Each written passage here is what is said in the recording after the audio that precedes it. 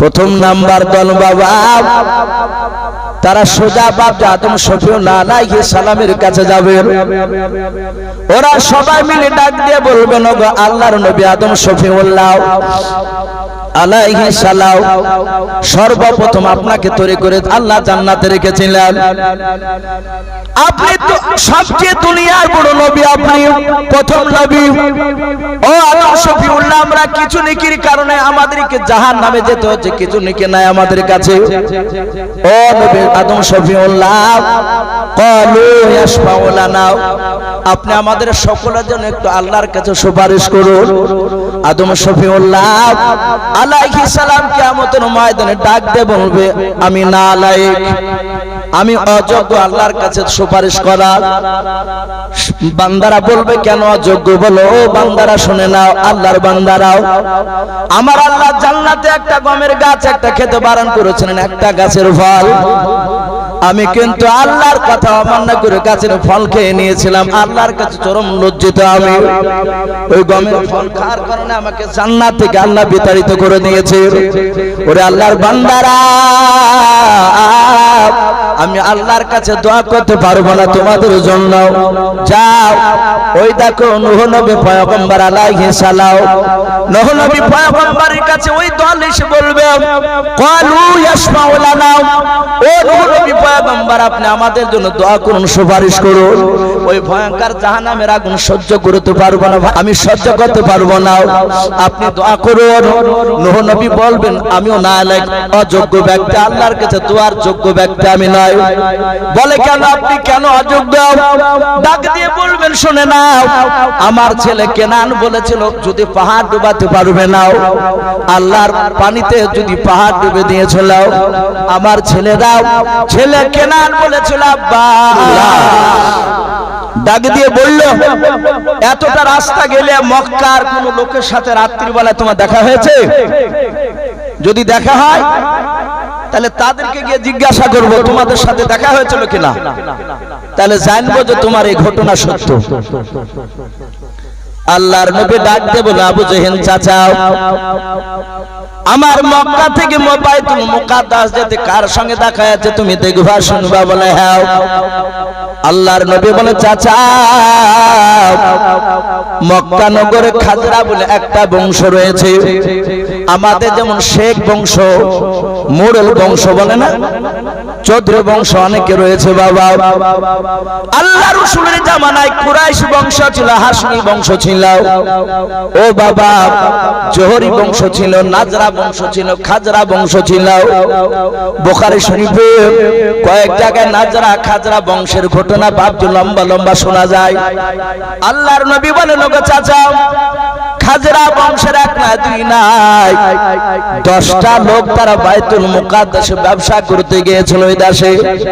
ওরে চাচা, আমরা মক্কা থেকে যখন যাচ্ছিলাম এবং আল্লাহর সাথে দেখা করে ফেরার পথে বাইতুল মুকাদ্দাস থেকে প্রায় 20 থেকে 40 মাইল নয়, 20 থেকে 22 কিলোমিটার দূরে ওই নাজরানায় খাজরা বংশের লোকেরা তারা 10 জনের ব্যবসা করে বাড়ি আসছে।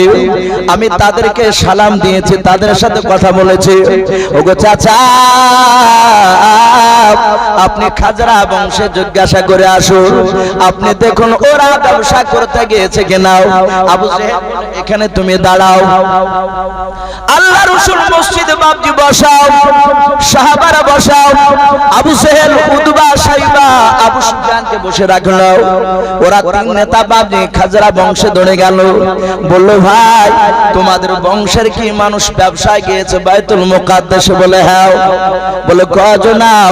ওই বংশের লোকেরা বলে, মাত্র 10 জন। আবু জেহেল দেখলো নবীজি যেই কথা বলেছে কথার সাথে মিলে গিয়েছে। আল্লাহর নবীর কাছে গিয়ে আবু জেহেলরা বলে, হ্যাঁ গিয়েছে। ওগো, তারা কবে বাড়ি আসবে এটাকে তুমি বলতে পারবা? আল্লাহর নবী বলেন, চাচা, 14 দিন সময় লাগবে তাদের মক্কা নগরে পৌঁছাতে বাড়িতে। আপনি 14 দিন পর জিজ্ঞাসা করবেন আমি তাদেরকে সালাম দিয়েছি।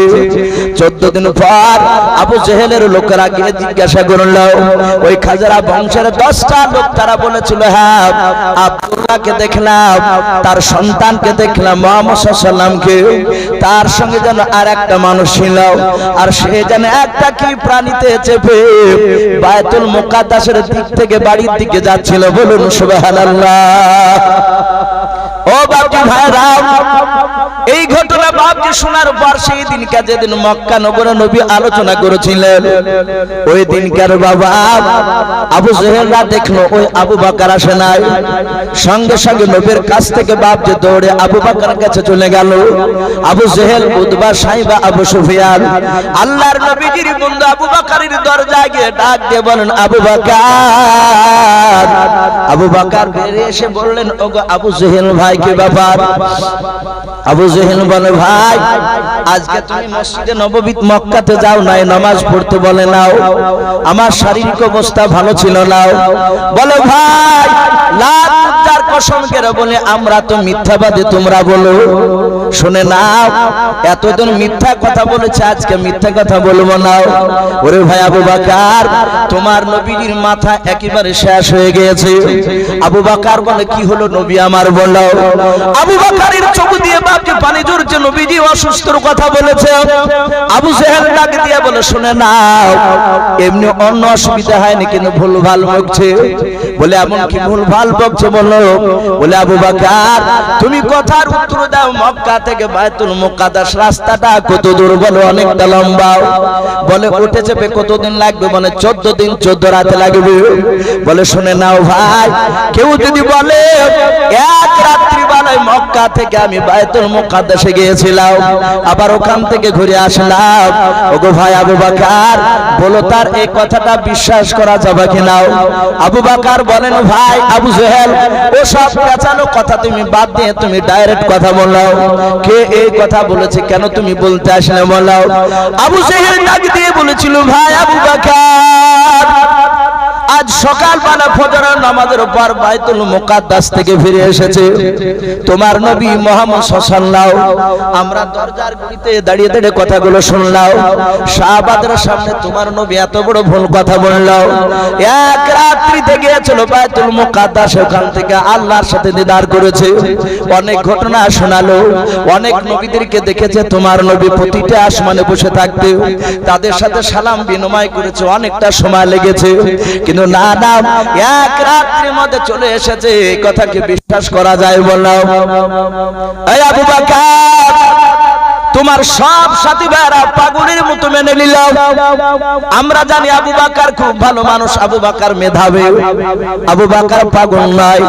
ওরে আবু বকর, বলো বলো এই কথা তোমার নবীর কি বিশ্বাস করা যায় বলো?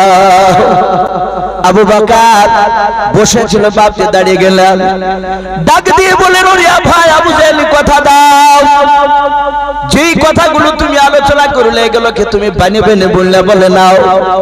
বলে আকা নাম আকা মাক্কি মাদানী জনাবে মুহাম্মদ রাসূলুল্লাহ সাল্লাল্লাহু তাআলা আলাইহি ওয়াসাল্লাম। ওরে ভাই আবু জেহেল ভাই, বলো বলো এই কথা কি আমার রাসূল জবান দিয়ে বের করেছে কে বলাও? আবু জেহেল বলল, চুল পরিমাণ মিথ্যা কথা বলি নাই, যা শুনলাম সব তোমার নবী বলেছে। হযরত আবু বকর দাঁড়িয়ে বলল, ও আবু উতবা, সাইবা, আবু সুফিয়ান, তোমাদেরকে সামনে রেখে খোদার কসম করে বলে শুনে নাও, আমার রাসূল যদি জবান দিয়ে কথাগুলো যদি বের করে দেয়, এই কথাগুলো বারহাক সত্য আমি মেনে নিলাম। জোরে বলুন সুবহানাল্লাহ, বলেন আরে তাকবীর। সঙ্গে সঙ্গে বাপজি আবু জেহেল দেখলো এরই মানুষটা করতে পারা গেল না, দরদে নবী আমার মসজিদে বসাও। হযরত আবু বকর আর থাকতে পারলেন না, সোজা দৌড়ে নবীর কাছে চলে গেলেন, নবীকে সালাম দিলেন, আসসালামু আলাইকা রাসূলুল্লাহ ইয়া হাবিবাল্লাহ। আল্লাহর নবী যে হাত উখানা ধরে আবু বকর বলে, নবী গো, আজকে ফজরের নামাজে আমি আসতে পারি নাই, নবী একটু আমার জন্য দোয়া করবেন, আল্লাহ যেন ক্ষমা করে দেয়। ওগো নবী, মক্কা থেকে মদিনা বাইতুল মুকাদ্দাস আপনি গিয়েছিলেন বলে হ্যাঁ। অনেক ঘটনা আবু জেহেল শোনালো, এগুলো কি সত্যি আপনি বলেছেন? আল্লাহর নবী বলেন, আবু বকর তোমার কি মনে হয় আমি মিথ্যা কথা বলেছি? বললাম এই আবু বকর কি বলতে চাও তুমি বলো।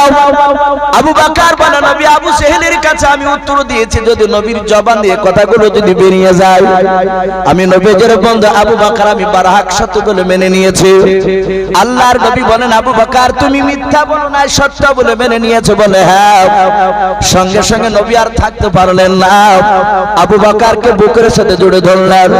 নবী আমার কপালে আবু বকরের চুমা দিয়ে বলেন, ওরে আবু বকর তুমি এত ভালোবাসা আমাকে? বলে হ্যাঁ।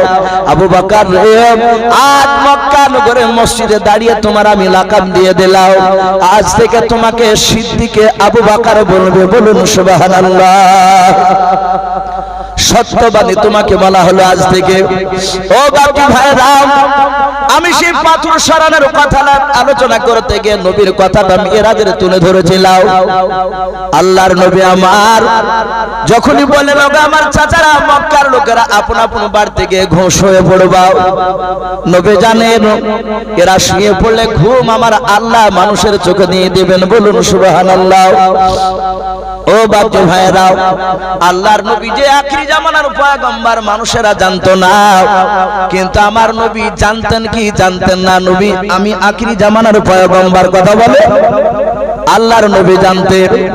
মিরকাত শরীফ বলে বাপ যে একটা ফারসি কিতাব, ওই কিতাবটিকে বাপ যে বাংলায় দর্শন বলা হয়, ইংরেজিতে বাপ যে ফিলোসফি বলা হয়। যাদের ফিলোসফির জ্ঞান নাই তারা কথা বাপ যে যুক্তি দিয়ে তারা কাটিয়ে উঠতে পারবে না।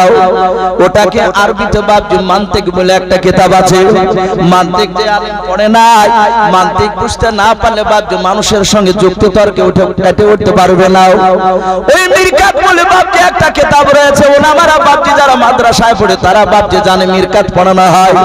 ওই মিরকাত বইয়ের বাপ যে খুতবায় বাপ যে মতনে বলা হয়েছে, আল্লাহর নবীর সাহাবা হযরত আব্দুল্লাহ বিন মাসউদ রাদিয়াল্লাহু তাআলা আনহু, ওনার নামটা মিরকাত নাই, অন্য কিতাবে আছে, কিন্তু মিরকাতে ওটাই দেওয়া আছে। নবী কি উত্তর দিয়েছিলেন?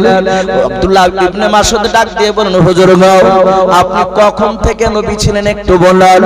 আল্লাহর নবী যখন বাবা এক না দুই নাই, বিশ্ব নবী যখন মক্কা থেকে মদিনা গিয়েছিলেন 54 বছর বয়সে, যখন মদিনাতে বাপজি ছিলেন, ওই সময় আব্দুল্লাহ বিন মাসউদ বলেন, নবী আপনি কখন থেকে নবী ছিলেন? আল্লাহ রাসূল বলেন, সাহাবারা তোমরা জানো না? বলে না। বলে এই সাহাবায়ে কেরাম আমি তখনও নবী রাসূল ছিলাম। বলে কখন? বলে যেই দিন কাব আদম আলাইহিস সালামকে আল্লাহ তৈরি করবে বললেন। ওরে আমার সাহাবারা, আদম নবী আলাইহিস সালামকে যখন আল্লাহ মাটি এবং পানি দিয়ে যখন মিশ্রিত করেছিলেন, কাদা আকারে রেখেছিলেন, ওরে আমার সাহাবারা তখন আমি পয়গম্বর রাসূল ছিলাম। জোরে বলুন সুবহানাল্লাহ। 40 বছর বয়সে নবীর নবুয়তটা প্রকাশ হয়েছে। এইদিকে আল্লাহ রাসূল বাপজি আপনার নবী ও নবী জানেন, মক্কার ছোট বড় মানুষরা বাপজি তখনও বাপজি জানেন নাই। সবাই মিলে বাড়ি চলে গেল মক্কার লোকেরাও। আব্দুল মুত্তালিব নবীজিকে কোলে করে নিয়ে বাপজি নাই ঘরে শুয়ে আছে, নবীজিকে বিছানায় নিয়ে গভীর রাত্রিবেলায় আল্লাহর নবীজি বিছানা থেকে উঠে একা চলে গিয়েছেন মক্কা নগরে কাবা শরীফের সামনে। আব্দুল মুত্তালিব বাপজি টের পায়নি, জানতে পারে নাই। আল্লাহর নবীজির বাপজি দাদার ঘুম ভেঙেছে, বিছানার ডান দিকে বাম দিকে তাকিয়ে খোঁজাখুঁজি করছে, রাসূলুল্লাহ নাই। 8 বছরের ছেলে নবী তো নাই। আব্দুল মুত্তালিব ডাক দিয়ে তার ছেলেদেরকে বলে, মুহাম্মদ সাল্লাল্লাহু আলাইহি ওয়াসাল্লামকে দেখেছে? বলে নাও। হযরত আব্দুল মুত্তালিব তিনি মক্কা নগর বাড়ি থেকে বাপজি কাবা শরীফের কাছে চলে যাচ্ছে। ওদিকে চার নেতা ঘুম থেকে জাগার পর বাবা দেখছেন সূর্য লালি দেখা দিয়েছে। আপন আপন বংশের লোকেরা নেতাকে বলে, হুজুর তাড়াতাড়ি চলুন, নাহলে আপনার আগে অন্য বংশের নেতা চলে যাবে। যে আগে যাবে সে পাথরখানা সরাবে, আপনি আগে যেতে না পারলে আপনি ছোট হয়ে যাবেন, আমরা ছোট হয়ে যাব। বেঈমান আবু জেহেলের লোকেরা বাবা ওই মক্কা নগরে বাপ ওই কাফিররা নয়, সেই সময় তো বাপ যে আপনার ওই আল্লাহ রাসূলকে তারা তারা চিনে না, কিন্তু ভালোবাসতো ছোটতে। ওই মক্কার বড় বড় নেতা চারজনায় দৌড়ে গিয়ে দেখে কাবা শরীফের সামনে বাবজি কোন নেতা না আগে যেতে পারে নাই। চারজনায় সমান ভাবে একেবারে যখন এক টাইমে ঢুকলাও, তাকে দেখে আমার আখিরি জামানার পয়গম্বর রাসূল ওই পাথরে হাত দিয়ে দাঁড়িয়ে আছেন। বলুন সুবহানাল্লাহ। আব্দুল মুত্তালিব আশ্চর্য হয়ে গেলেন, ডাক দিয়ে বলে, দাদু ভাই তুমি কখন এসেছো, আমাকে কেন তুমি ডাক দাও নাই? নবী বলেন, আমি বলেছিলাম আগামী কালকে যে আগে এসে হাত দিবে সেই পাথর সরাবে।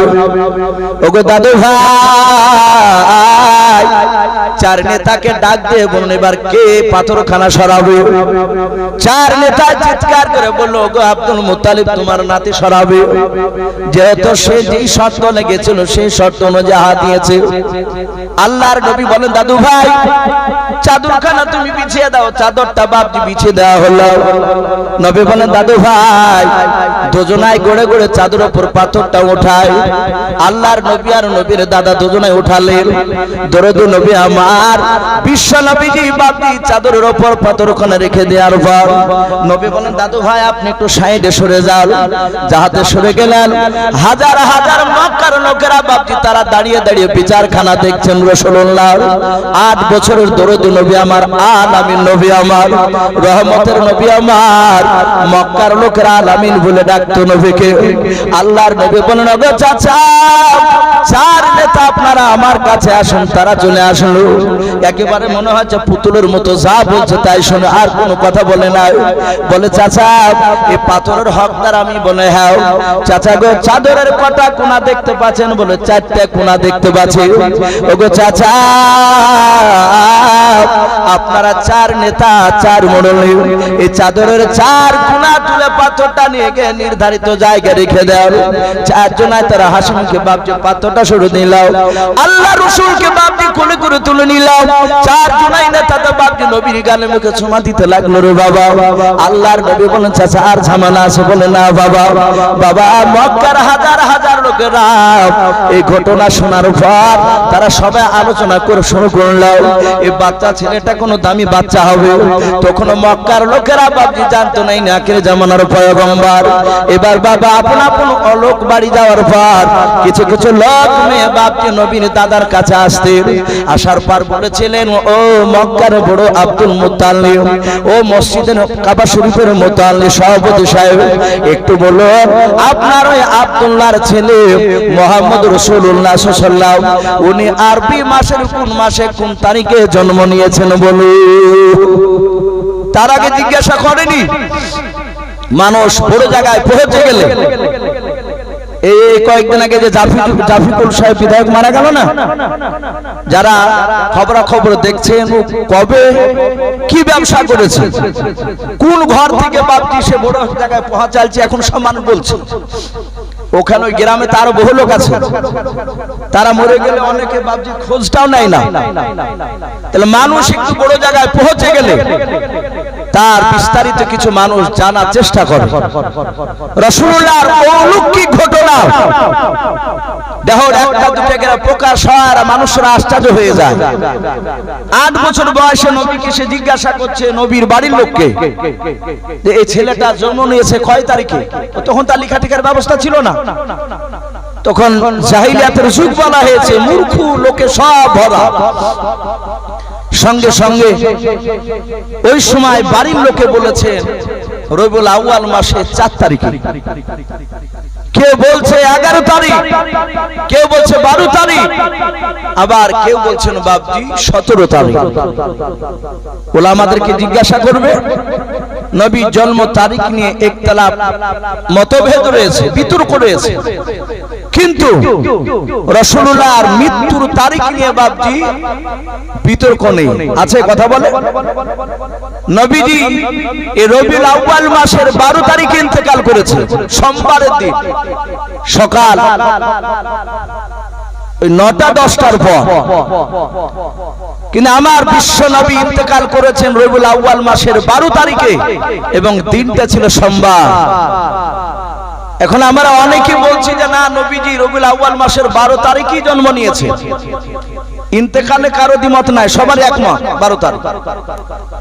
যদি 12 তারিখই যদি মেনে নেওয়া হয় যে জন্ম তারিখ 12 তারিখে মানলাম, সোমবারের দিন নবী এসেছেন, সোমবারে জন্ম নিয়েছে, দিনটা সঠিক, কিন্তু তারিখ নিয়ে গন্ডগোল। যদি 12 তারিখে যদি মানা হয় তাহলে 12 তারিখই জন্ম, আবার 12 তারিখই মৃত্যু। আচ্ছা বলে, যারা মাইকিং করে, যারা নাচছে, মোবাইলে সব দেখেছেন, দিল্লি, বোম্বাই, বাইরে বিভিন্ন জায়গাতে তারা ড্যান্স দিচ্ছে নবীর আশিক বলে, এই জন্ম তারিখকে কেন্দ্র করে। আমাদের এলাকা তো বাপজি দেখা যায় যে ধুম ধাড়াক্কা ডিজে বাপজি বাজছে, 100টা লোক যদি ওই মিছিলে গিয়েছে, আমি আমার অভিজ্ঞতার কথা বলছি, বানাওয়াটি নয়, আমারও বাড়ি পাশে ঘাসিপুর, 100টা লোক যদি মিছিলের মধ্যে, আশা করি অনেকে দেখেছে, মোটামুটি বললাম 100টা যদি লোক থাকে তার মধ্যে দেখবেন 70টাই বেনামাজি, 70টাই বেনামাজি, তারা নামাজ পড়ে নাই, কোনদিন জুম্মা পড়েছেন, কোনদিন হয়তো একাদক্ত পড়েছে। বাপজি আমার সোনা লালেরা, আমি বলবো এটা মৃত্যুর দিবস, আল্লাহ রাসূল ইন্তেকাল করেছেন, তাহলে বাপজি আমাদেরও তো আনন্দ দরকার নাই, পারলে রোজা রাখে। নবী এসেছেন, নবীকে পেয়ে আমরা দামি হতে পেরেছি, নবীকে না পেলে আমরা সারা পৃথিবীর মধ্যে শ্রেষ্ঠ উম্মত হতে পারতাম না। এই শুকরিয়ার্থে আপনি নামাজ পড়ে, রোজা রাখে, আপনি তাসবিহ দুরূদ পড়ে, এসবগুলো বাপজি অনেকে ধার ধারে না। এরকম কথা বলছে যে মিটিং এ যাচ্ছে আর ইমান চচা করে বাড়ছে, এরকম কথা এসে বলছে, আমাকে বলছে যে চাচা এসব তো তোমরা পাবা না। মিটিং এ যাচ্ছি তো একদম মনে হচ্ছে যে ইমান তাজা হচ্ছে, তা বুঝতে পারছি। আর ফজর পড়ে নিয়ে, আসর পড়ে না, জোহর পড়ে নাই, একটু চিন্তা করবেন বাপ, এগুলো সব বাড়াবাড়ি, যেগুলো শরিয়াত অনুযায়ী করা দরকার সেগুলো বাপ আমরা আস্তে আস্তে ছেড়ে দিচ্ছি। আর এক শ্রেণীর মানুষ বলছে যে বাপ দাদার আমল থেকে করে আসছে, একই খারাপ নাকি? ইসলাম নিয়ে বাপ এখন ছেলে খেলা চলছে আমাদের। ইসলাম খুব সূক্ষ্ম জিনিস। হযরত আবু বকর সিদ্দিক রাদিয়াল্লাহু তাআলা আনহু নবীর এত দিবানে, এত কাছে, বুখারী, তিরমিজি, নাসাই, ইবনে মাজাহ ৮৬ হাদিস পড়বে, আবু বকর বেশি হাদিস বয়ান করেছেন এরকম খুব কম। সবচেয়ে বেশি হাদিস বয়ান করেছেন হযরতে আবু হুরায়রা রাদিয়াল্লাহু তাআলা আনহু। বলুন আলহামদুলিল্লাহ। কথা বলেন, আবু বকর বেশি নবীর সাথে বাড়াচ্ছেন না আবু হুরায়রা? কথা বলে আবু বকর, অথচ আবু হুরায়রা বাপজি মাথা ঘোলা ছিল। হাদিসে এসেছে আবু হুরায়রার মাথায় বেশি হাদিস মুখস্থ হতো না। মসজিদে নববীতে বসাও, সব সাহাবারা আপনারা যেমন বসে আছেন এভাবে বসে আছে, নবীজি তাকে দেখলেন আবু হুরায়রা ওই সামনে একটু বসা, দেখছেন আবু বকর নবীজির চেহারার দিকে চেয়ে চেয়ে কাঁদছে। আল্লাহ রাসূল বললেন, এই আবু হুরায়রা, এই কাছে এসো। কাছে এসে নবীর সামনে বসলেন। নবী বললেন, আবু হুরায়রা তুমি কাঁদছো কেন? আরো ফুপিরে ফুপিরে কাঁদছে নবীর কাছে। সব সাহাবারা তাকে দেখছে। আল্লাহর নবী বলেন, এই আবু বকর, এই আবু হুরায়রা কাঁদছো কেন? আবু হুরায়রা রাদিয়াল্লাহু তাআলা আনহু হাতখানা জোড় করলেন, জোর করে বলেন, নবী গো, আমি আপনার দরবার আজ 3 মাস হতে চললাম। নবী আপনার মাদ্রাসা আসহাবে সুফা মসজিদে নববীর পাশে বাপ যে একটা নবীজি মাদ্রাসা বানিয়েছেন আসহাবে সুফা। বলে নবী ওই মাদ্রাসার আপনার আমি ছাত্র, আর অনেক সাহাবারা ছাত্র। নবীজি সকালবেলা হাদিস বলে, বিকেলবেলা আমার মনে থাকে না, ভুলে যায়। ওগো নবী 3 মাস ধরে আপনার কথা শুনলাম, একটা হাদিসও মুখস্থ নাই, ব্রেনে রাখতে পারি নাই। ওগো নবী এই জন্য আমি আপনার চেহারার দিকে চেয়ে চেয়ে কান্না করতেছি, আমি একেবারে হতভাগাও। দরুদ নবী আমার ডাকতে বলেন, আবু হুরায়রা আর তোমাকে কান্না করা লাগবে না। নবীজির মাথার পাগড়ি খানা বাপজি খুলে ফেললেন। দরজে নবীজি হাত দিয়ে বাপজি আঙুলটা দিয়ে ওই রুমালটায় নবীর পাগড়িতে দুটা দাগ টেনে দিলেন। দাগ টেনে দিয়ে বলেন, আবু হুরায়রা এই রুমালটা নিয়ে একটু বুকের সাথে তুমি জড়িয়ে ধরাও। আবু হুরায়রা খোদার কসম করে বলে, আমি নবীজির পাগড়ি খানা ধরে বুকে জড়িয়ে ধরলাম। আমি আরো আবেগে থাকতে না পেরে আমি রুমালটা মুখে হাত বোলাতে লাগলাম, চুমা খেতে লাগলাম। আমার বিশ্ব নবীর সাহাবা আবু হুরায়রা বলেন, খোদার কসম করে বলি ওই যে নবীর পবিত্র রুমাল খানা নবী দুটা দাগ টেনে দিলেন আঙুল দিয়ে, ওই টান দাগ টানা পাগড়ি খানা নিয়ে বুকে টাকানোর উপর থেকে নিয়েও ইন্তেকাল করার আগ দিন পর্যন্ত একটা হাদিস আমি আর ভুলতাম না। জোরে বলুন সুবহানাল্লাহ। তাই বুখারী তিরমিজি নাসাই দেওয়া নবী হুরায়রা তাকালেন নবী সাল্লাল্লাহু আলাইহি ওয়াসাল্লাম। ইমাম সাহেব ইম্মাতে আলোচনা করবে, দেখবেন হাদিস পড়ে ওয়া নবী হুরায়রা তাও, মিলাদে গেলে বলে ওয়া নবী হুরায়রা তাও। জালসায় বুখারী তিরমিজি নাসাইতে শাইখেনে কেরাম হুফাইদনে কেরাম মাওলানা কেরাম মুহাদ্দিসিনে কেরাম যারা হাদিস পড়ায় তারা শুধু পড়ে ওয়া নবী হুরায়রা তাকালেন নবী সাল্লাল্লাহু তাআলা আলাইহি ওয়াসাল্লাম, বলে কি বলে না?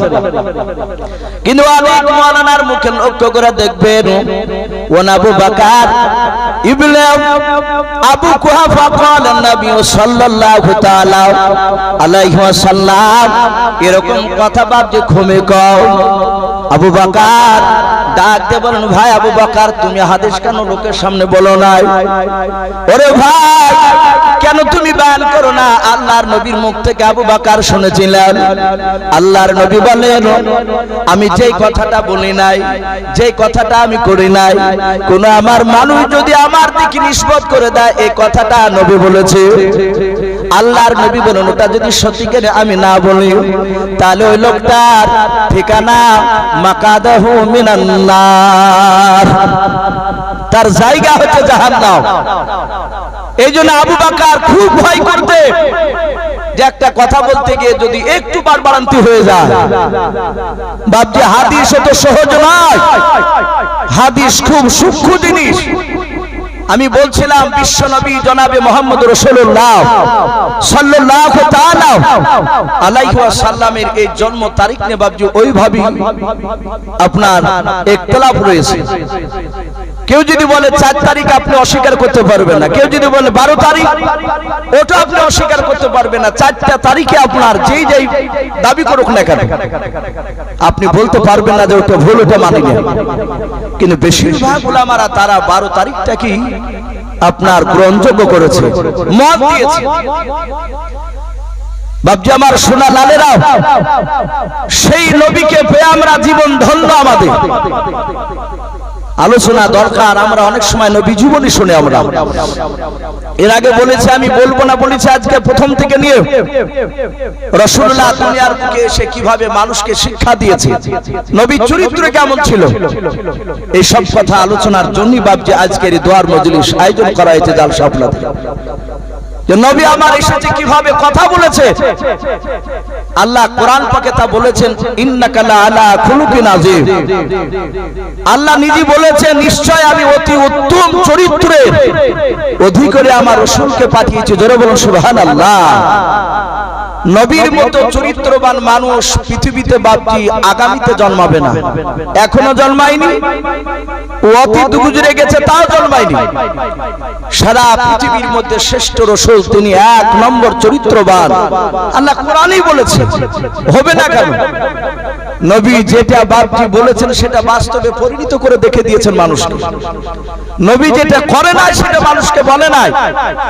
আজ আমরা মানুষকে হুকুম করি কিনা আমরা কাজ করি না, আছে কি নাই কথা বলো?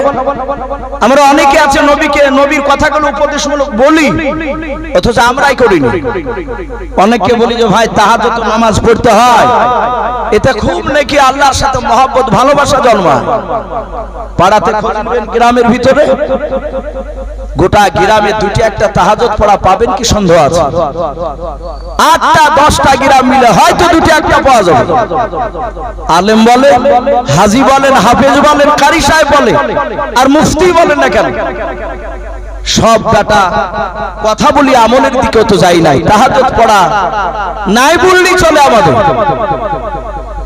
এশা নামাজই তো পড়তে পারি না, তো তাহাজ্জুদ পড়বো কখন? আমরা নামাজের গুরুত্ব দিই নাই, কিন্তু রাসূলুল্লাহ যেটা বলেছেন মানুষকে 63 বছর বয়স পর্যন্ত, নবী আমার সেটাই মানুষের সামনে বাস্তবে করে পরীক্ষা করে দেখে দিয়েছে। সকলেই আমরা জানি রাসূলুল্লাহ সাল্লাল্লাহু আলাইহি ওয়াসাল্লাম বাপজি যখন ইন্তেকাল করছিলেন, ইন্তেকাল করার আগে হাদিসের কিতাবে পাওয়া যায় নবীর মাথা যন্ত্রণায় কাতর হয়ে নবী আমার বিছানায় কতদিন পড়েছিল বাপজি মনে আছে আপনাদের? কারো নবী 13 দিন মাথা যন্ত্রণায় কাতর হয়েছিল। কদিন বললাম বাপ? 13 দিন। নবীজি জিন্দা অবস্থায় 13 দিনের মধ্যে 17 ওয়াক্তের ফরজ নামাজের ইমামতি করতে পারে না। 17 ওয়াক্তে, ফজর 1 ওয়াক্ত, যোহর 2 ওয়াক্ত, আসর 3 ওয়াক্ত, মাগরিব 4, এশা 5, এইভাবে 17 ওয়াক্তের নামাজ রাসূলুল্লাহ পড়তে পারেনি। নবী দাঁড়িয়ে ইমাম হয়ে দাঁড়াতে পারে না, কিন্তু সাহাবারা জানেন বিশ্ব নবীর পেছনে আমরা দাঁড়িয়ে নামাজ পড়ি, কিন্তু নবীর সামনে দাঁড়িয়ে আমরাও নবীকে পেছন করে আমরা ইমামতি করতে পারবো না। জোরে বলুন সুবহানাল্লাহ। সাহাবারা নবীকে দাঁড় করিয়ে দিয়ে নামাজ পড়তে, হাদিসের কিতাবে পাওয়া যায় 13 দিন বাপজি যন্ত্রণা। যেদিন বৃহস্পতিবার শুরু হলো, নবী মসজিদে নববীর ঘর, নবীর ঘর আর মসজিদে নববীর একই দেওয়াল, দেওয়ালের ওই পারে রাসূলের হুজরাখানা, নবী যে ঘরে আয়েশাকে নিয়ে থাকতেন, আর দরজা খুললি মসজিদে নববীর দরজার মাটিতে বাপজি পা দিতে। সাহাবায়ে কেরামরা হাইয়া আলাস সালাহ, হাইয়া আলাল ফালাহ আজান শুনলি তারা দৌড়ে বাপজি এসে মসজিদে ঢুকতেন। বলুন আলহামদুলিল্লাহ। তারা জামাতের গুরুত্ব বাপজি তারা শুনেছিলেন। আজ আমাদের জামাতের গুরুত্ব বাপজি নেই, আমরা খেলা করি। রাসূলুল্লাহর সাহাবারা আযান শুনে বাপজি সোজা মসজিদে গিয়ে কাতার বেঁধে বাপজি তারা বসে থাকতেন। আজ আমরা গোল প্রথমেতে যাই, আগে যদি যাই তো মসজিদের সামনে কাতারে ঢুকবে না, বাপজি রাগ করবে না যদি এরকম লোক থাকে না। কেন? এটা আমাদের ভাইরাস হয়ে গেছে সব জায়গাতে। ও রীতিমতো যে বাহিরকার বারান্দার ফ্যান জুড়ছে। জোহরে নামাজ পড়তে গেলে দেখবেন 11টা হাজির গা হাত পা ধুয়ে ও যায় একবার দিব্যি সুন্দর ফ্যান চালিয়ে দিয়ে বাপজি গেটের দিকে মুখ করে বসে আছে। যাচ্ছে আর ওই বেটার কাছে যে বসছে, বসে বাপজি গল্প, রাজনীতির গল্প চলে মসজিদের ভিতরে।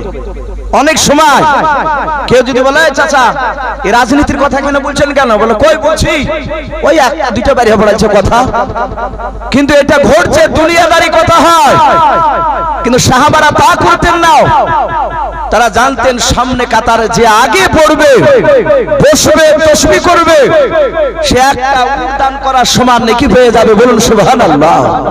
তারা নেকির প্রতিযোগিতা করতে, নেকি নিয়ে কাড়াকাড়ি করতে। সাহাবারা বাপজি সবাইকে সামনে বসে আছে, যদি এই রোগ থাকে বাপ আমি অনুরোধ করব এই সবগুলো ছেড়ে দিবে। একা একা যে সামনে বসবেন কথা বলবেন না, দেখবেন যারা গল্প করা লোক তারা লোক পাবে না, তারা কাছে লোক পাবে না, তখন বাধ্য হয়ে সেই যে সুবহানাল্লাহ সুবহানাল্লাহ করবে। ওতে দেখবে আর কেউ বসছেন আমার পাশে। আমার বিশ্বনবীর সাহাবারা বসা, আসরের নামাজের টাইম জামাত যে টাইমে পড়ে পার হয়ে যাচ্ছে।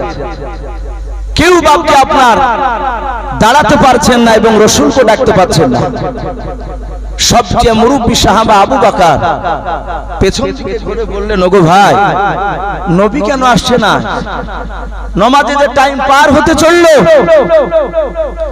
সাহাবা আবু বকর ওমর সব সাহাবারা নবীজির বাপজি আপনার দরজা গিয়ে আস্তে করে সালাম দিলেন, আসসালামু আলাইকা ইয়া রাসূলুল্লাহ ইয়া হাবিবাল্লাহ।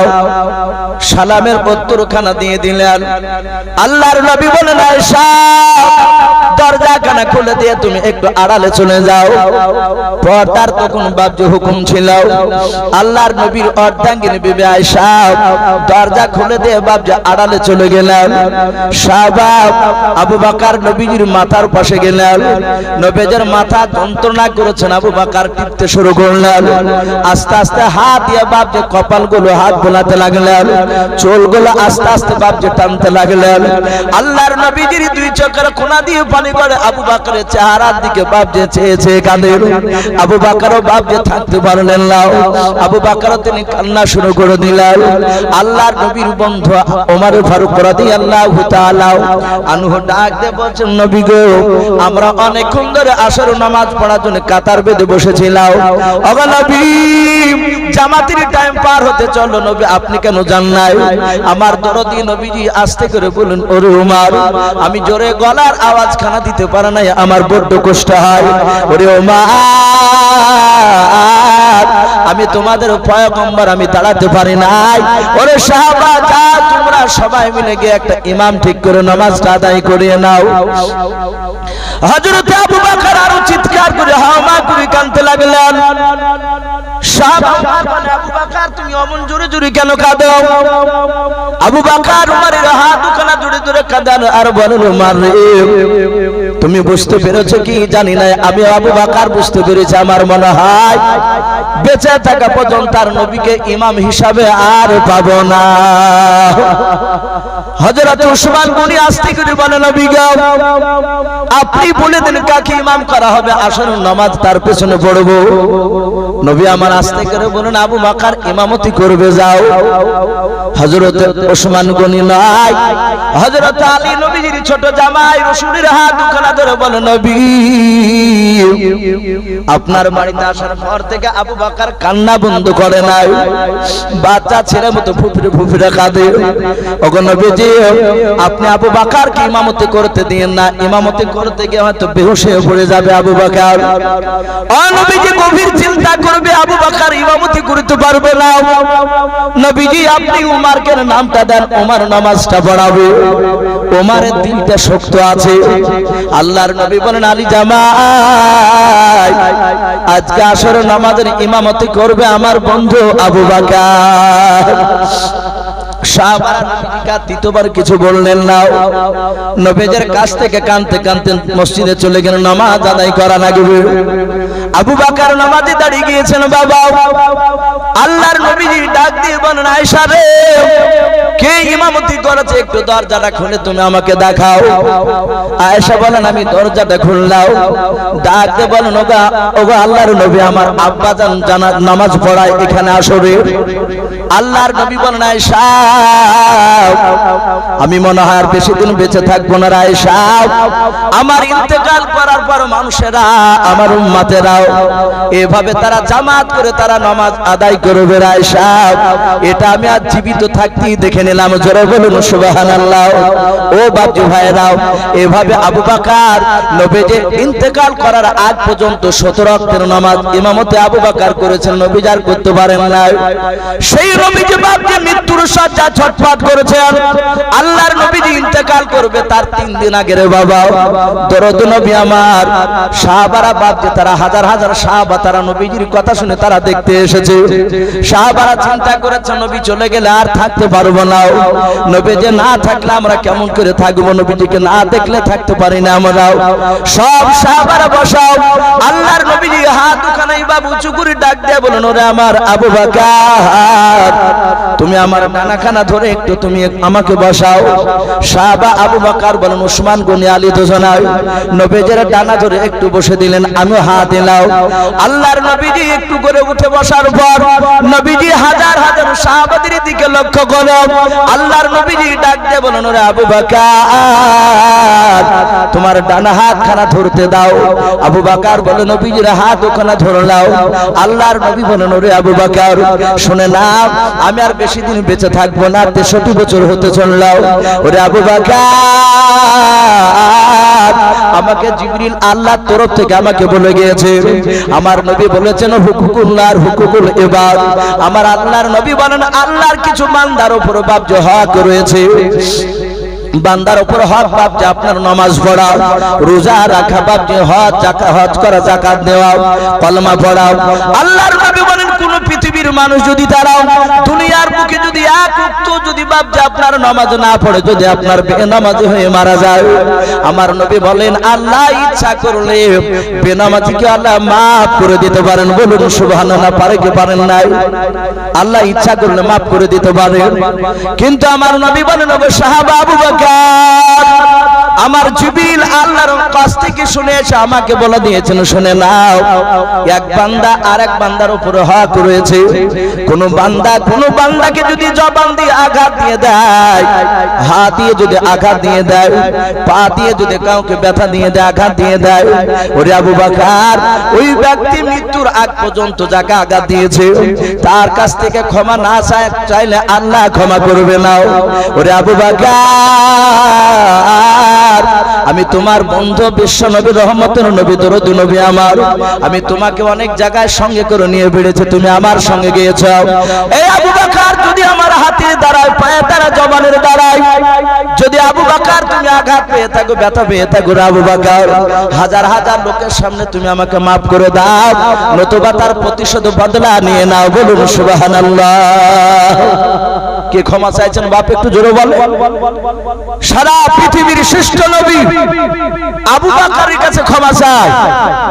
আমার আয়েশা বলেন আমি নবীর মুখ থেকে শুনেছি, নবীজির ডান দিকে আর বাম দিকে আর সামনের পেছন দিকে আর চারিদিকের গুনাহ মাফ, আর সেই নবী মাফ চাইছেন আবু বকরের কাছে।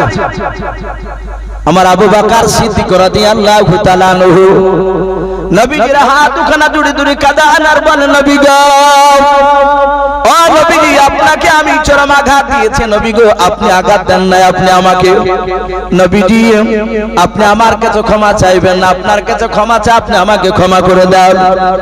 আল্লাহর নবী বলেন আবু বকর আমি তোমাকে ক্ষমা করে দিয়েছি। এই আবু বকর তুমি বসে দাও। আবু বকর তিনি বসে পড়লেন। নবী আমার ডানা হাত দুখানা বাপ যা আবার উঁচু করে ধরলেন দুই হাত। নবী বলেন ওমর তোমার হাত ওখানে আমাকে ধরতে দাও। হযরত ওমর বাপ যা হাত ওখানে ধরলেন, বলেন নবী গো আপনার সাহাবা আমি ওমর বলুন।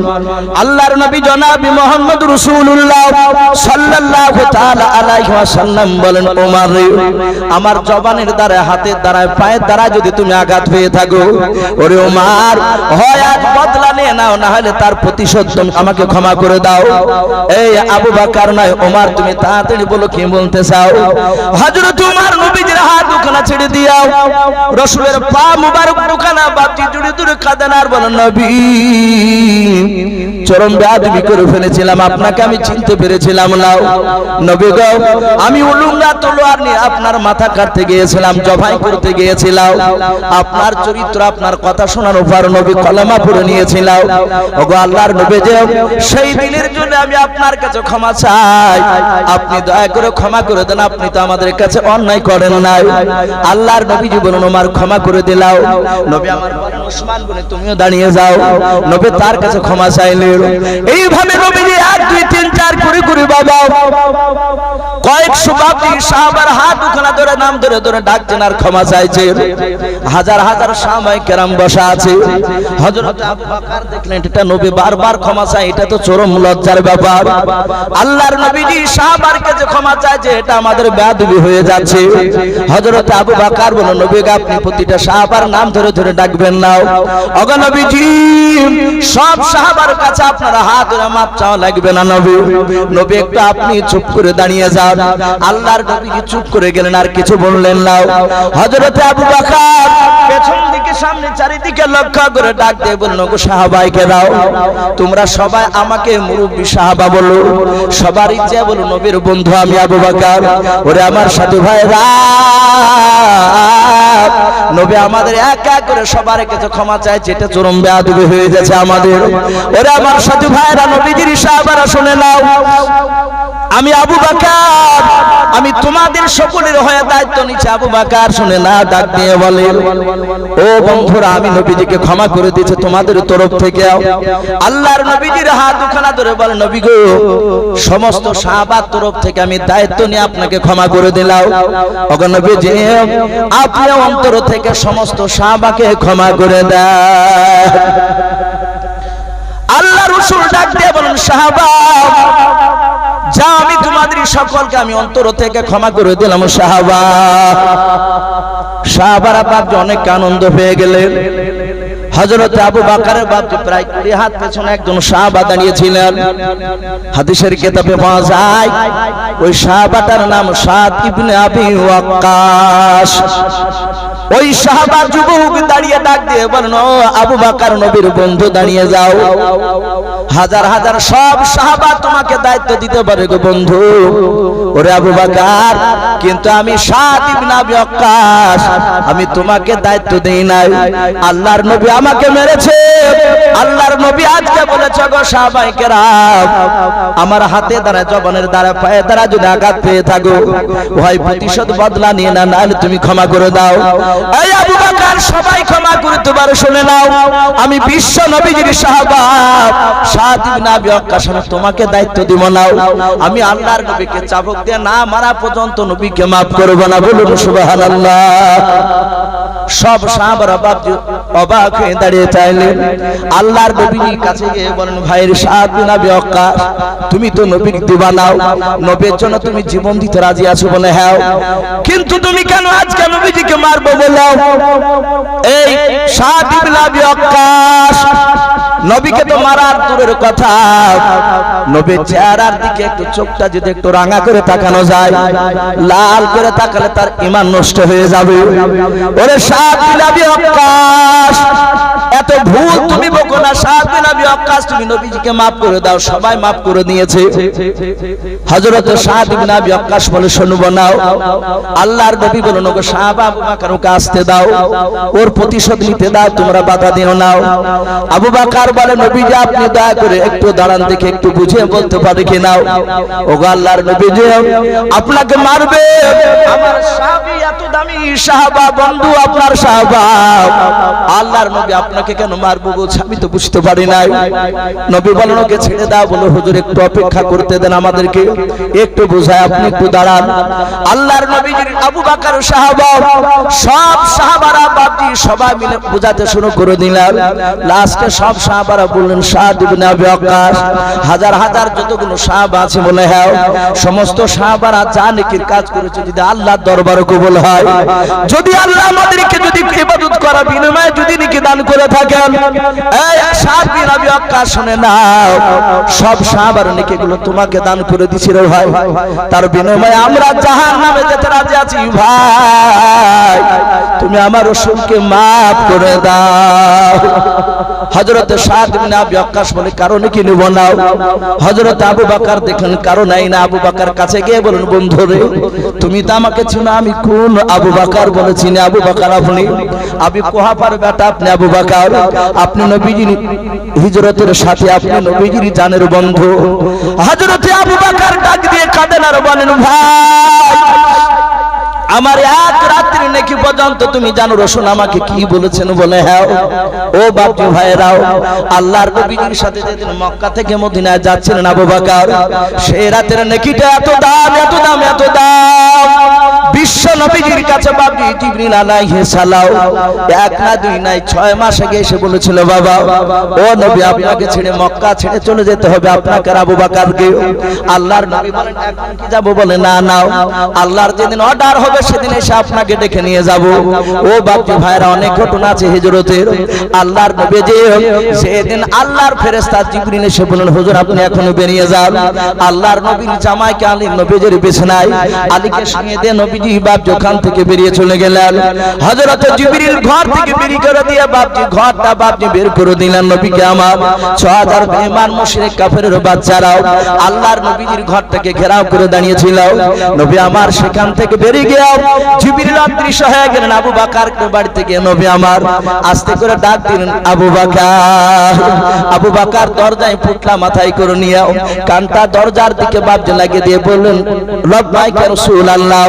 ও নবীজি আপনার বন্ধু আবু বকর, আমি লব্বাইক, আমি রেডি হয়ে গিয়েছি। নবী বললেন, আল্লাহর নবী বলেন, আবু বকর রে তুমি কি জানতে আজ রাত্রি বেলা আসবো? বলে নাও। বলে পুতলা নিয়ে কেন তুমি দাঁড়িয়েছিলে? বলে হুজুর শুধু আজকে নয়, আজ থেকে 6 মাস আগে নবী বলেছিলেন, আবু বকর তোমাকে আর আমাকে একদিন মক্কা ছেড়ে মদিনায় চলে যেতে হবে। ও নবী যে সেই দিন থেকে আমি আজ পর্যন্ত বিছানায় পিঠ লাগিয়ে ঘুমাই নাই। জোরে বলুন সুবহানাল্লাহ।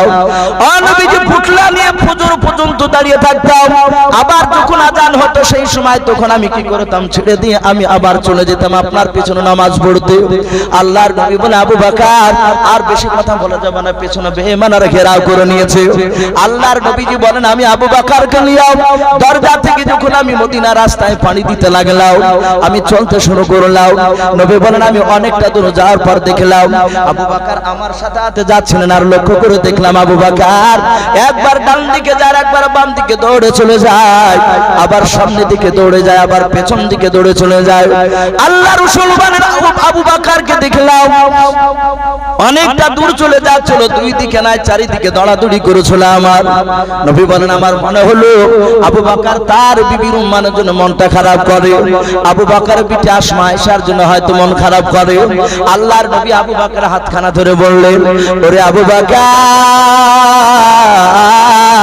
তুমি এতক্ষণ ছটফট করেছো বলে আবু বকর আমার মনে হয় তোমার বাড়ির জন্য হয়তো মন খারাপ করে নাকি রে আবু বকর। হযরত আবু বকর নবীজির হাত দুখানা দূরে কাঁদেন আর বলেন, নবী খোদার কসম করে বলে নবী গো আপনার সাথে থাকলে সারা পৃথিবীর মায়া আমি ভুলে যাই। বলুন সুবহানাল্লাহ। নবী আমি বিবির জন্য আমি ছটফট করেছিলাম নাও, আমার পিঠে আয়েশা আসমার জন্য ছটফট করেছিলাম নাও। আল্লাহর নবী দরদি নবী জনাবে মুহাম্মদ রাসূলুল্লাহ সাল্লাল্লাহু তাআলা আলাইহি ওয়াসাল্লাম ডাক দিয়ে বলেন, আবু বকর কেন বাম দিকে সামনে পেছন দিকে চারিদিকে দৌড়াদৌড়ি কেন করেছিল বলো? হযরত আবু বকর ডাক দিয়ে বলেন, নবী গো আজ রাত্রি বেলা মক্কা থেকে মদিনা আমরা দুজনায় চলে যাচ্ছি। বলে হ্যাঁ পালিয়ে যাচ্ছি। বলে হ্যাঁ। ও আল্লাহর নবী শুনে নেন, এই কথাটা যদি গতকালকে যদি একবার যদি লিক হয়ে যায়, যদি জানতে পেরে যায় কাফেরেরাও, ও নবী যে হয়তো জঙ্গলের চারিদিকে কাফেরেরা তীর ধনুক নিয়ে দাঁড়িয়ে থাকবে। নবী আপনি আমি যাচ্ছি এই রাস্তা দিয়ে। বলে হ্যাঁ। নবী গো আপনার ডান দিককার হয়তো বেঈমানেরা আপনার ডান দিকের বাজু বা হাতের দিকে লক্ষ্য করে তারা তো তীর ছড়বে। নবী আমি ডান দিকে দৌড়ে এই কারণে যাই, ডান দিকের বেঈমানের তীর ছোড়া তীরখানা যেন নবী আপনার দেহতে না লেগে গিয়ে আপনার বন্ধু আবু বকরের দেহতে যেন লেগে যায়। বলুন সুবহানাল্লাহ। ও বাপজি ভাইরাও, আল্লাহর নবী আবু বকরের কথা শুনে নবী যে জোরে ধরলেন, গালে মুখে চুমা দিয়ে বলে, আবু বকর আমি তোমার ব্যবহারে এত খুশি হয়েছি। আবু বকর শুনে নাও, আমার আল্লাহ কোরআনে বলেছেন, কুল ইন কুনতুম তুহিব্বুনাল্লাহ ফাত্তাবিউনি ইউহিব্বুকুমুল্লাহ ওয়া ইয়াগফির লাকুম যুনুবাকুম ওয়াল্লাহু গফুরুর রহিম। আমার আল্লাহ বলেন, হে নবী আপনি বলে দেন আমার সান্নিধ্য যদি লাভ করতে হয়, আমার জান্নাত যদি পেতে হয়, ফাত্তাবিউনি হে নবী আপনার জান ইত্তেবা অনুসরণ করে চলে। বলুন সুবহানাল্লাহ। আল্লাহর নবী বলুন, আবু বকর শুনে নাও, আমি তোমার ব্যবহারে খুশি হয়েছি, আমার আল্লাহ তোমার উপর রাজি হয়ে গিয়েছে, খুশি হয়ে গিয়েছে। আবু বকর সারা জীবনের তোমার নেকির প্রয়োজন নাই। আবু বকর আজকে রাত্রিটার নেকিটা শুনে না, এত দামি করে দিয়েছেন আমার আল্লাহ তোমার। এই নেকি যদি এক পাল্লায় যদি রাখা হয়, তোমার একটা রাত্রির নেকি দাও, আর কিয়ামত পর্যন্ত যত আমার উম্মত উম্মতে আসবে সবার নেকিগুলো যদি অপর পাল্লা রাখা হয়, হে আবু বকর তোমার এক রাতের নেকির পাল্লাটা ভারী হয়ে যাবে। বলুন সুবহানাল্লাহ। ও ও বাবা ভাইরাম, সে আবু বকর সাদ ইবনে আবি ওয়াক্কাসের হাত ওখানে ধরে ডাক দিয়ে বলেন, ভাই রে, আমি ওই রাত্রি নেকি পর্যন্ত তোমাকে দান করে দিব ভাই। আমি ওমরকে দান করি নাই, ওমর বদলা তোকে মাঝে মাঝে চাইতো, ওসমান গনি বদলাতে চাইতো, আমি চাই নাই, আমি দেই নাই। এই সাদ ইবনে আবি ওয়াক্কাস, আমি তোমাকে ওই রাত্রি নেকি পর্যন্ত দিয়ে দিলাম, তার বিনিময়ে রাসূলকে ক্ষমা করে দাও। সাদ ইবনে আবি ওয়াক্কাস বলে, আমি ও রাতে নেকি নেব না। ও বাপজি ভাইরা, আল্লাহর নবী জনাবে মুহাম্মদ রাসূলুল্লাহ সাল্লাল্লাহু আলাইহি ওয়াসাল্লাম পেছন দিকে ঘুরে ডাক দিয়ে বলেন, আবু বকর তুমি ওকে ছেড়ে দাও। নবী বলেন, সাদ ইবনে আবি ওয়াক্কাস তুমি কাছে এসো। আল্লাহর নবী বলেন, সাদ ইবনে আবি ওয়াক্কাস তোমাকে আমি কবে মেরেছিলাম, আঘাত করেছিলাম বলো। সাদ ইবনে আবি ওয়াক্কাস চোখ দুটো বাপজি লাল করে আছে, মেজাজ হাই হয়ে আছে। বলে, নবী গো, একদিন আপনি উটের চেপে আপনি যাচ্ছিলেন আজবা নামক উটটায়, যে উটটায় নবী চাপতেন উটটার নাম আজবা। ও নবীজি, আপনার ডান হাতে ছিল চাবুকখানা। বলে, হ্যাঁ, আপনি উটের সামনে পায়ে মারতে গিয়েছিলেন, আর আমি উটের লাগামখানা ধরে ধরে আগে আগে হাঁটছিলাম। নবী গো, ওই চাবুকটা উটের পায়ে না লেগে নবী আমার ডান দিকের কাঁধে চাবুকখানা লেগে গিয়েছিল। আল্লাহর নবী বলেন, তাই? বলে, হ্যাঁ। এই সাদ ইবনে আবি ওয়াক্কাস, আমি যে তোমাকে চাবুক দিয়ে মেরেছিলাম, তুমি কি দিয়ে মারবে বললাম? বলো, হুজুর, যে চাবুক দিয়ে আপনি মেরেছিলেন, চাবুকটা আমার বাড়িতে রাখা আছে, আমি যত্ন করে রেখেছি আপনাকে মারার জন্য।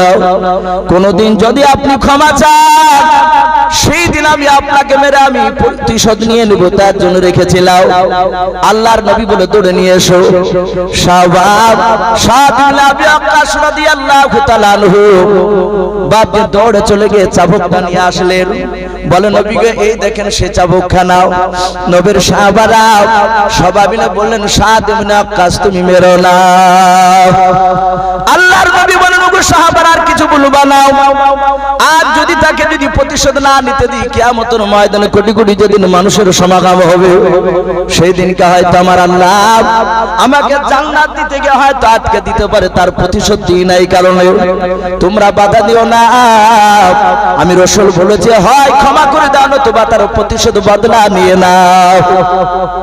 ও বদলা নিতে চায়, চোখে মারতে দাও। সাদ ইবনে আবি ওয়াক্কাস বলে, হুজুর রেডি হয়ে যান, এবার মারবো আপনাকে আমি।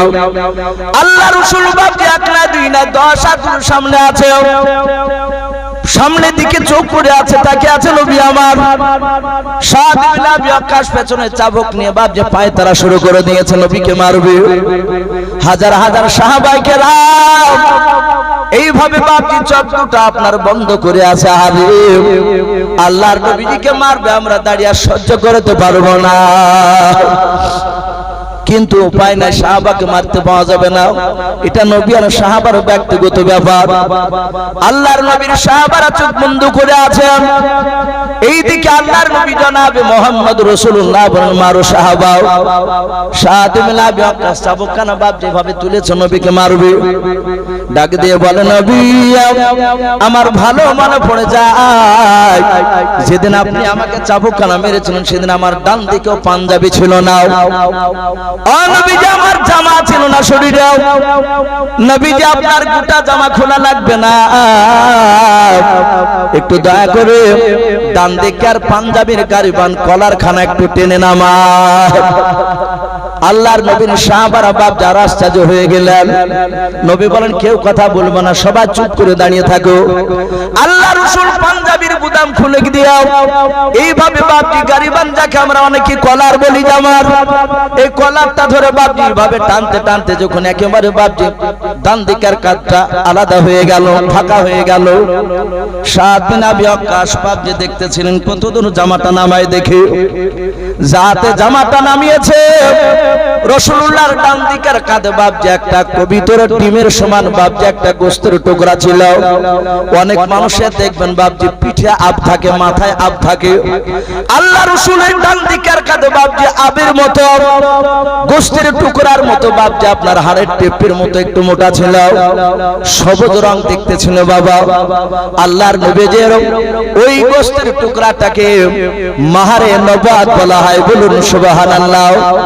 ওই মাহারে নবুয়াতে লেখা ছিল কলমা লা ইলাহা ইল্লাল্লাহু মুহাম্মাদুর রাসূলুল্লাহ, ওটা আল্লাহ লিখে দিয়েছিলেন, বলুন সুবহানাল্লাহ। আল্লাহ রাসূল জাত বাপজি পাঞ্জাবি সরাতে গিয়া মাহারে নবুয়াতের গোশতের টুকরাটা বাপজি আপনার দেখতে পাওয়া গিয়েছে, সাত আপনি আবি ওয়াক্কাস ওটাই দেখতে চাইছিলেন, যাহাতে দেখা হয়েছে খালি হয়ে গিয়েছে, ডাক দে বলে হুজুর আর টানতে হবে না, ওই পর্যন্ত টেনে ধরুন। সাত ইবনে আবি ওয়াক্কাস দৌড়ে গিয়ে বাবা নবীজির মাথার উপরে বাপজি চাবুকখানা তুলে দিয়ে আর মারলেন না, চাবুকটা মাথার উপর দিয়ে বাপজি দূরে ফেলে দিয়ে সাত ইবনে আবি ওয়াক্কাস আল্লাহর নবীজির পা দুখানা জোরে ধরে নাই রে বাবা, নবীজির গলাখানা ধরে বাপজি মাহারে নবুয়াতে চুমা দিয়ে দিলেন, বলুন সুবহানাল্লাহ। চুমা দেওয়ার সাথে হাতে বাবা আল্লাহর নবীজির পা দুখানা বাপজি জোরে ধরে হাওমা করে তিনি কান্না করতে লাগলেন, ডাক দিয়ে বলে নবী আমি কি আপনাকে মারতে পারি নবী গো, আমি চরম বেয়াদবি করে ফেলেছি। আল্লাহর নবীর সাহাবারা বাপজি অবাক হয়ে তাকিয়ে আছে। সাত বিন আবি ওয়াক্কাস 1 ঘন্টা ধরে মারবো পায় তারা করেছিল, এত বুঝানোর উপর সাহাবা বুঝানায় মারবো বলল, কিন্তু নবীজিকে না মেরে মাহারে নবুয়াতে চুমা দিয়ে দিল। আল্লাহর নবী যে সাত বিন আবি ওয়াক্কাসের হাত ওখানে ধরে বলে এই পাগল সাত বিন আবি ওয়াক্কাস, আল্লাহর নবীজির পাগল সাত বিন আবি ওয়াক্কাস নবীর চেহারার দিকে চেয়েছে বাপজি ফাল ফাল করে বাপজি চেয়ে কান্না করেছে। নবী বলেন সাত ইবনে আবি ওয়াক্কাস এত পাই তারা কেন তুমি করলে বলো, এই সাত ইবনে আবি ওয়াক্কাস তুমি এত কেন পাগলের মতো ব্যবহার দেখে না বলো। ডাক দিয়া বলে নবী আপনি দুনিয়ার বুকে আপনি 10 জন নারী আর পুরুষকে জান্নাতের সার্টিফিকেট দিয়েছেন, বলুন সুবহানাল্লাহ। ওগো নবী আপনি বলেছেন আবু বকর জান্নাতে, ওমর জান্নাতে, উসমান জান্নাতে, আলী জান্নাতে, আবু তালহা জান্নাতে, আব্দুর রহমান জান্নাতে, মা আয়েশা জান্নাতে, ফাতেমা জান্নাতে, খাদিজা জান্নাতে, আয়েশা জান্নাতে। ও আল্লাহর রাসূল আপনি এতগুলো নারী আর পুরুষের মধ্যে থেকে 10 জন নারী আর পুরুষ আপনি বলেছেন তারা দুনিয়ার বুকে জান্নাত চলে যাবে, তারা সার্টিফিকেট পেয়ে গেছে, খুশখবরি শুনিয়েছেন আপনি তাদেরকে জান্নাতের। ওগো আল্লাহর নবী ওই 10 জন সিরিয়ালে কিন্তু হযরতে সাত ইবনে আবি ওয়াক্কাসের নামটা পাওয়া যায় না। ওগো নবী আমি জান্নাতি এটা গ্যারান্টি হতে পারলাম না, কিন্তু নবী আপনার মুখে মসজিদে নববীতে শুনেছিলাম আপনি বলেছেন আপনাকে এমন একটা মাহারে নবুয়ত দান করা হয়েছে যে আদম নবীকে আল্লাহ দেয় নাই, মুসা নবীকে দেয় নাই, ঈসা নবীকে দেয় নাই, ইদ্রিস নবীকে দেয় নাই, হযরত নূহ নবী পয়গম্বর আলাইহিস সালামদেরকে দেন নাই, সমস্ত নবীদেরকে দেয় নাই, শুধু নবীজি আপনাকে একাই আল্লাহ দিয়েছেন। ওগো নবীজি এত দামি জিনিস যখন আপনাকে দিয়েছে সেই দিন থেকে আমি বুঝতে পেরেছি নবী এটা আপনার অনেক দামি জিনিস। ওগো আল্লাহর নবী যেদিন আপনি আমাকে চাবুক মেরেছিলেন সেই দিন থেকে আমি অপেক্ষায় ছিলাম কবে আপনি আমার কাছে ক্ষমা চাইবেন, সাহাবাদের কাছে ক্ষমা চাইবেন। ওগো নবীজি সেই দিনের জন্য আজকে অপেক্ষা করেছিলাম।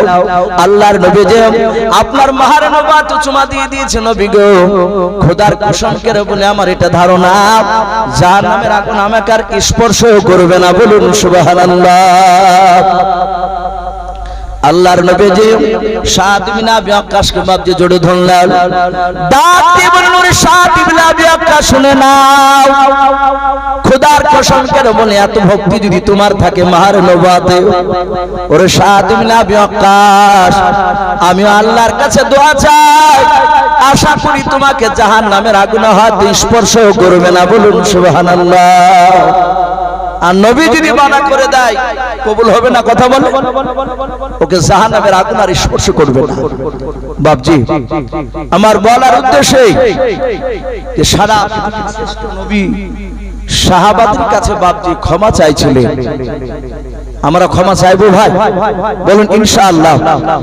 পাড়াতে প্রতিবেশীর সঙ্গে চলতে গিয়ে বাপজি জবানের দ্বারা হাতের দ্বারা হতে পারে আঘাত, অনেক সময় দু এক কথা হতে হতে কাটাকাটি করতে করতে বড় ধরনের ঝামেলা হয়ে যায়। মৃত্যুর আগ পর্যন্ত যদি বাপজি তার কাছে ক্ষমা না চাওয়া যায় আল্লাহ মাফ করবে না।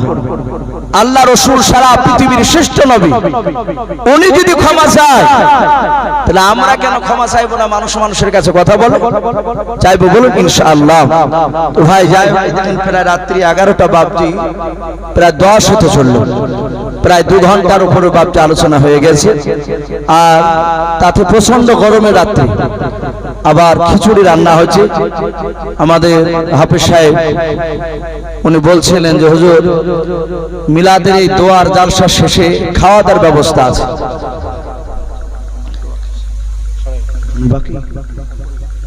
তো বাপজি আমার শোনা ভালের আর কয়েক মিনিট কথা বলে ইনশাআল্লাহ দোয়া হয়ে যাবে। দোয়া হতে হতে ওদিকে টাইম হয়ে যাবে।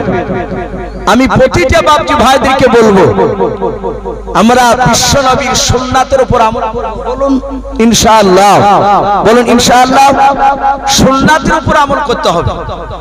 আমার বিশ্ব নবী জনাবে মুহাম্মদ রাসূলুল্লাহ সাল্লাল্লাহু তাআলা আলাইহি ওয়াসাল্লাম দুনিয়ার বুকে বাপজি আপনার বলেছেন কিয়ামতের ময়দানে আমার সুপারিশ ছাড়া কোন উম্মতি তারা জান্নাত যেতে পারবে না, বলুন সুবহানাল্লাহ। এটা নবী বলেছে। কোন নবী রাসূল তারা সুপারিশ করে কোন উম্মতকে বাপজি জান্নাতে নিয়ে যেতে পারবে না, একমাত্র আপনার আমার রাসূল ছাড়া, বলুন আলহামদুলিল্লাহ। হাদিসের কিতাবে পাওয়া যায় কিয়ামতের ময়দানে এক নয় দুই নয় চারটা দল বাপজি তারা কিছু সংখ্যক নেকির কারণে,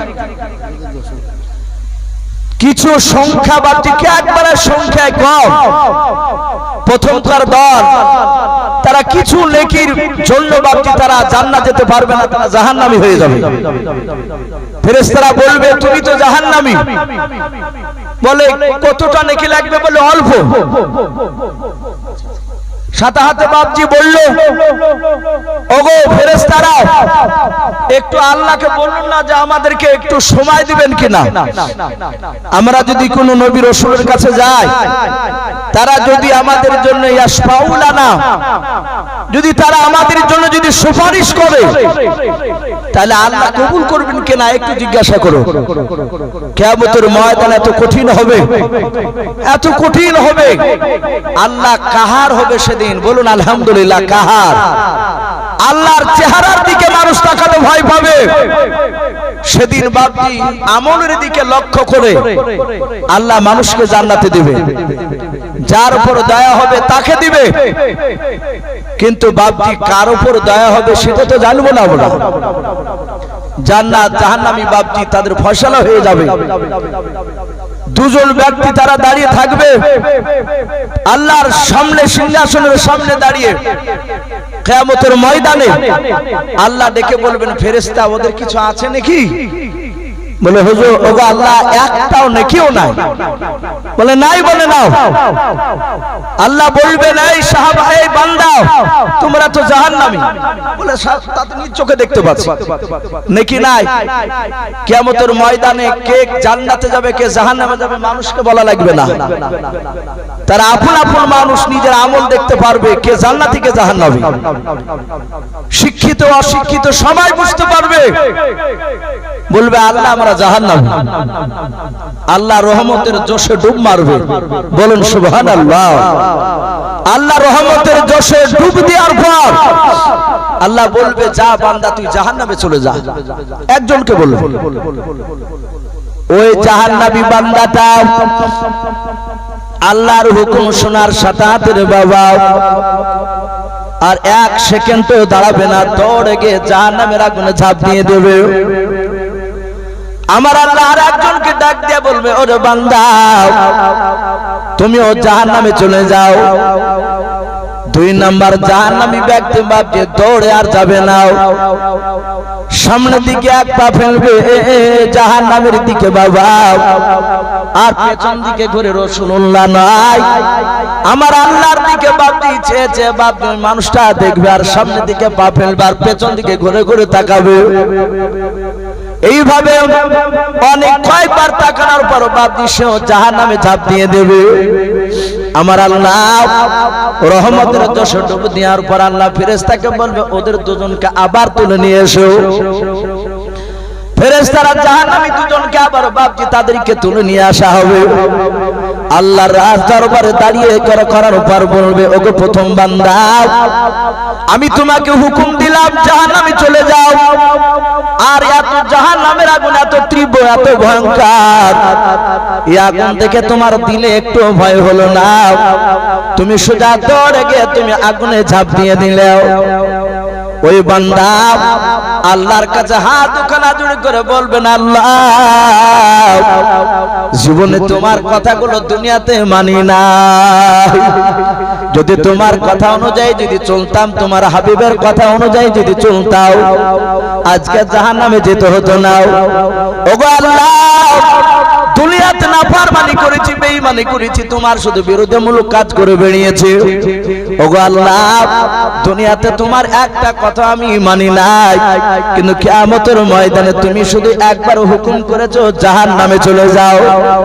ওগো আল্লাহ, আমি কিয়ামতের ময়দানে কি তোমার একটা কথা আমি মানবো না?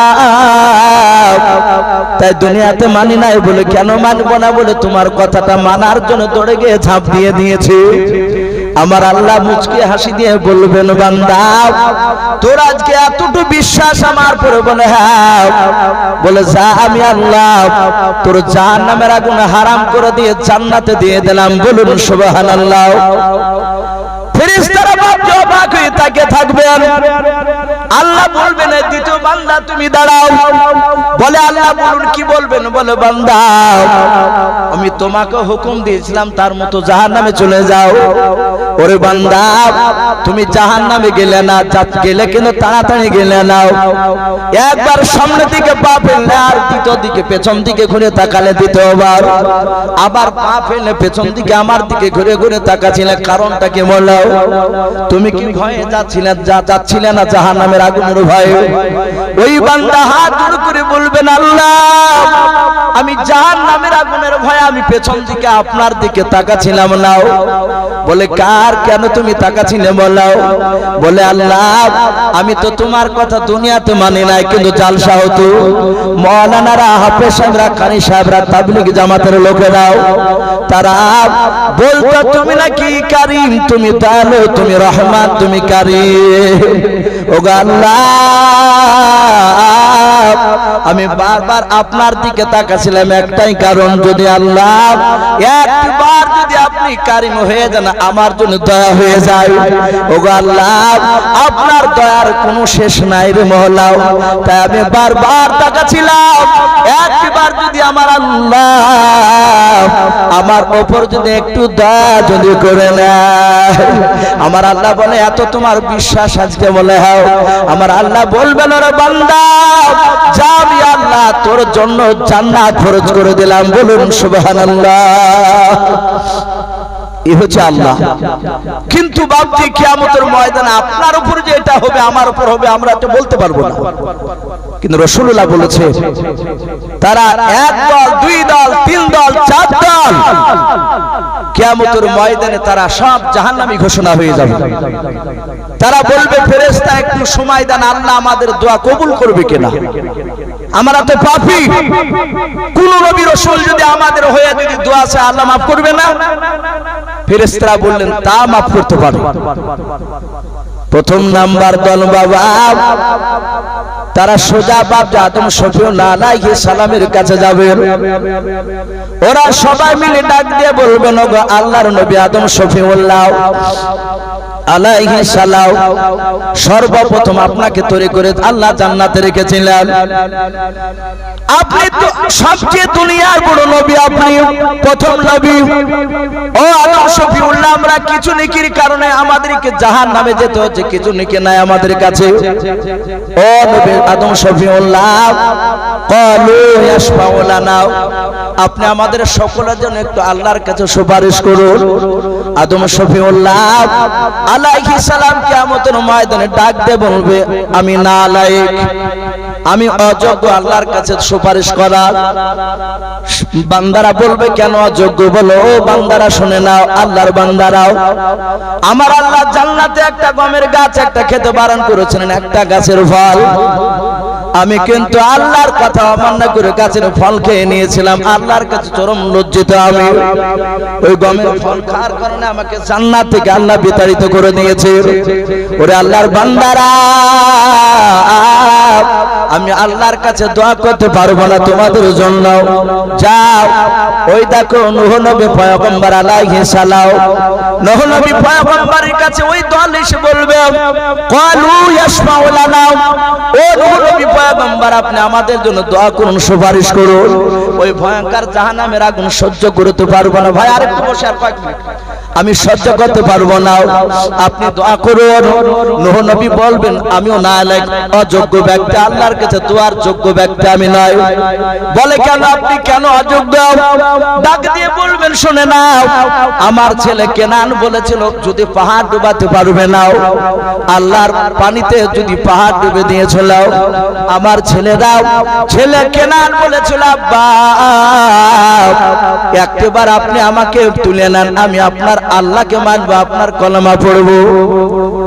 নূহ নবী বলেন, আমি নৌকাটা নিয়ে একটু ঘোরাছিলাম, আমার ছেলেকে উঠাবে এরকম মানে একটু ইরাদা করলাম, আমার অন্তরের খবর আল্লাহ জানেন। আল্লাহ ডেকে বলেন, নূহ নবী পয়গম্বর আর একবার যেন ইরাদা করবে না, তোমার ছেলেকে বাঁচাবো, তোমার ছেলে জাহান্নামী হয়ে গিয়েছে, আর তোমার ছেলের দোয়া কবুল হবে না। ওগো আল্লাহর বান্দারা, আমার কাছে আমাকে লজ্জায় ফেলে দিও না, আমি আল্লাহর কাছে আমি চরম লজ্জিত, দোয়া করতে পারবো না। যাও, মুসা নবী পয়গম্বর ওই দেখো দাঁড়িয়েছে, ওই নবীর কাছে যাও, আল্লাহর সাথে কথা বলতেন উনি।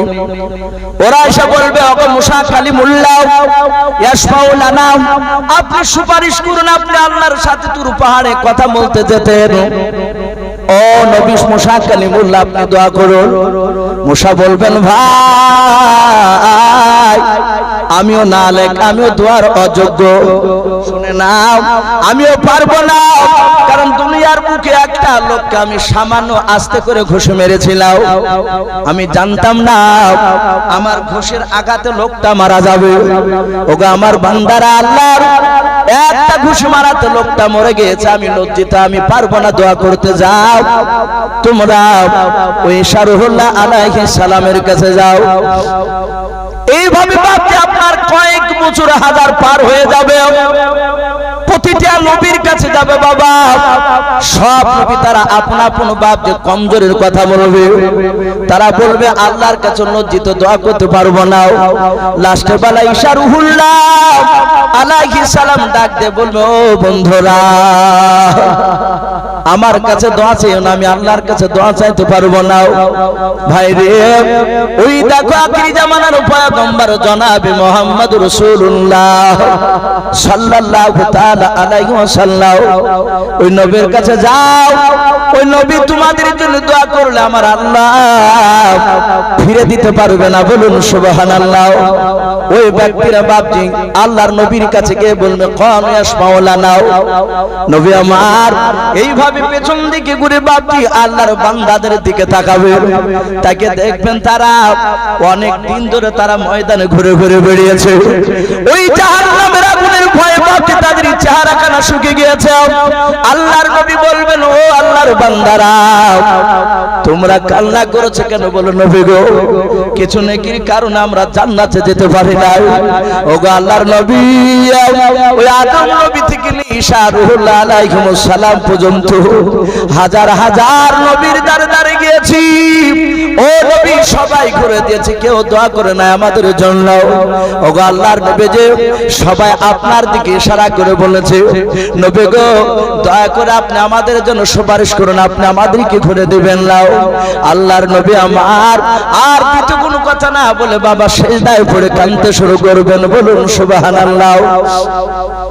আল্লাহর নবী এত কাঁদবেন কিয়ামতের ময়দানে রে বাবা। ওই মাকামে মাহমুদ বলে একটা জায়গা, ওই জায়গা নবীজি সিংহাসনে চেয়ারে বসেছিলেন। নবী মাকামে মাহমুদে সিজদায় পড়ে কাঁদবেন, বলবেন আল্লাহ তুমি আমার উম্মতদেরকে তুমি জান্নাতে দিয়ে দাও, জাহান্নাম থেকে এদেরকে ক্ষমা করে দাও। আমার আল্লাহ ডাক দিয়ে বলবে, ও মুহাম্মদ সাল্লাল্লাহু আলাইহি ওয়াসাল্লাম, দুনিয়ার বুকে তোমাকে 23 বছর আমি কান্না করে দিয়েছি, তোমার চোখ দিয়ে পানি ঝরিয়েছি। ওরে আমার হাবিব, কিয়ামতের ময়দানে তোমাকে আর কান্না করা লাগবে না। তুমি আর পাওয়ার আশা কাও, তুমি তাড়াতাড়ি সেজদা থেকে তুমি মাথা তোলাও।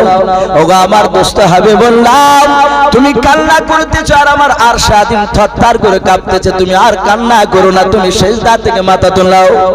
আল্লাহর নবী বলবেন, আল্লাহ